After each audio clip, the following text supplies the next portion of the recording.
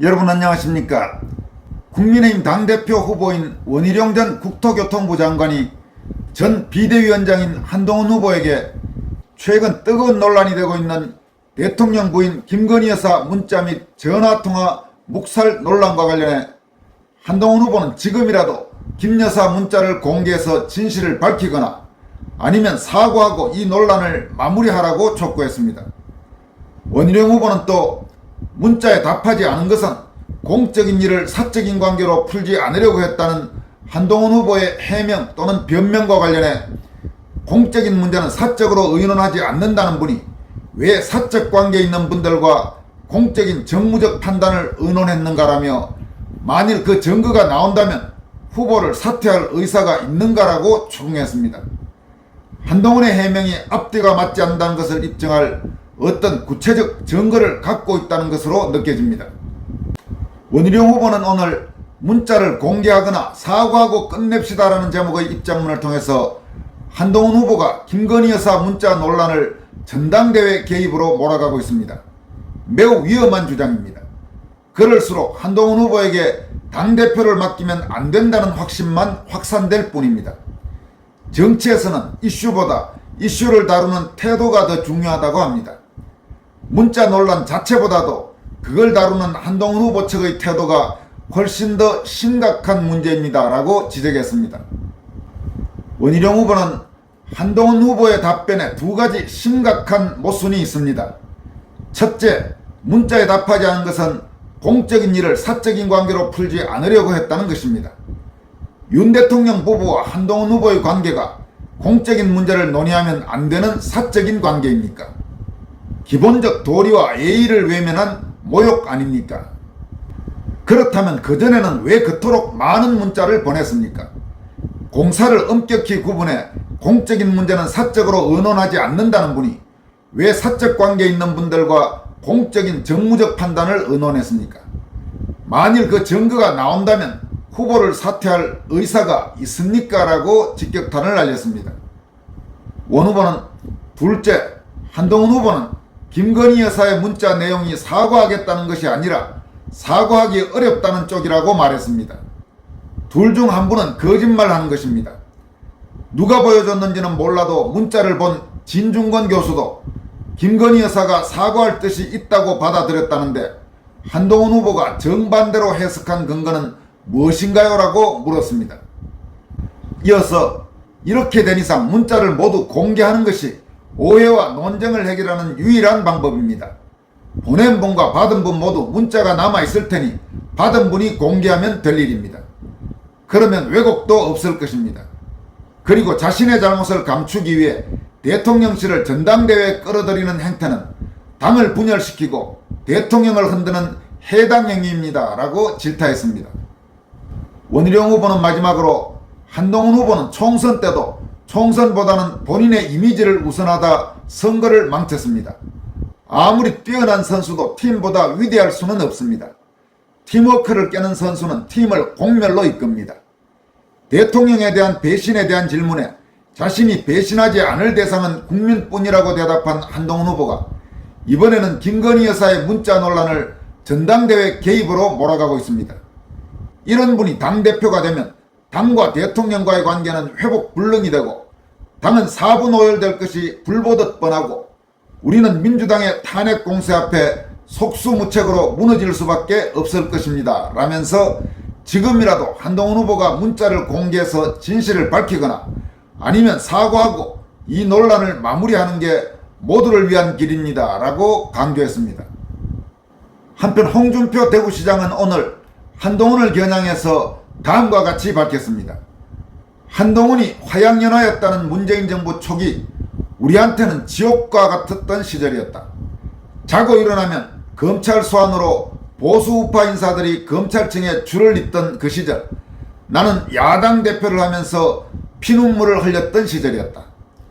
주변 사람 1000여 명이 정치적인 이유로 불려가고 수백 명은 직권남용 등 정치 사건으로 구속되고 우리가 배출한 두 대통령도 정치적인 이유로 구속되어 징역 35년이라는 중형을 구형하고 유죄로 만들었다.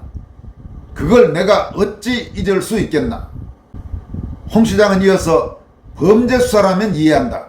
그러나 그건 범죄 수사가 아니고 국정농단이라는 정치 프레임을 씌워 자행한 문재인 사냥개들의 정치 수사였다. 실체적 진실 발견이 아니라 목표를 정해놓고 증거를 꿰어 맞춘 짜집기 정치 수사였다. 그걸 조선 제1검이라고 치켜세운 일부 언론도 당시는 한패거리였다. 역사를 잊은 민족에게는 미래가 없다고 했다. 그런데 그걸 잊으면 우리 당 당원들에게 미래가 있겠나라면서 국민의힘 당원들에게 각성을 촉구했습니다. 여러분, 요즘 한동훈과 관련해서는 온라인이나 혹은 단체 카톡방에 여러 글들이 올라오고 있습니다. 그중 눈에 띄는 몇 가지를 한번 살펴보도록 하겠습니다. 우선 이런 글이 눈에 띕니다.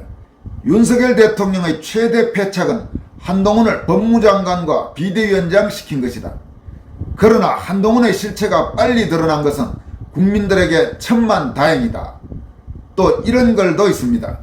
만약에 내 와이프가 맘카페 대깨문이고 이모부가 프레시안 대표이고 내 장인이 중공연계 차이나라이프 발행인이었다면, 그리고 내가 김어준의 뉴스공장 애청자였다면 나는 민주당 대표로 출마할 것이다. 누굴 겨냥하는지는 여러분들이 한번 생각해 보시길 바랍니다. 특히 김어준 방송 애청자다. 출근하면서 매일 김어준 방송을 듣고 다녔다.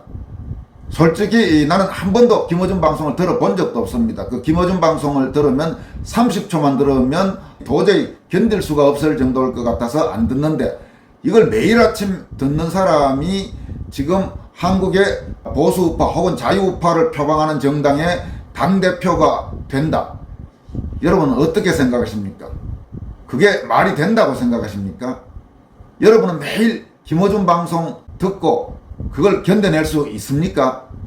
만약에 한동훈이 실제로 과거 검사 시절 조국 사건 이전까지는 출근하면서 김어준 방송을 들었다, 지금 이렇게 알려져 있는데, 그게 명확하게 사실이라면 참으로 대단한 사람입니다. 오늘 마지막으로 살펴볼 소식은 최근 또 하나의 논란이 되었던 박근혜 전 대통령에 대한 검찰의 구형 관련 영상과 관련해서 민경욱 전 의원이 한동훈을 따끔하게 비판한 내용입니다. 민경욱 전 의원은 다음과 같이 밝혔습니다. 한동훈이 박근혜 대통령에 대해 30년 구형을 했다. 그 구형 문서 전문이 온라인에 남아있고 새삼 조명됐다. 사람들이 온라인으로 퍼날랐고 나도 그랬다.